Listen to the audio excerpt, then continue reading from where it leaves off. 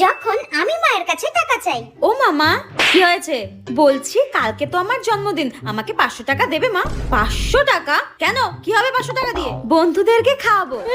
1 পয়সা রোজগার করার মুরত নেই, উনি 500 টাকা দিয়ে নাকি জন্মদিনে বন্ধুদেরকে খাওয়াতে যাবে? বেরো এখান থেকে। সব সময় তুমি আমার সঙ্গে এরকম করো। দাও না মা। তুই আর একবার টাকা চেয়ে দেখ, মেরে মুখ ভেঙে দেবো কিন্তু বলে দিলাম আমি।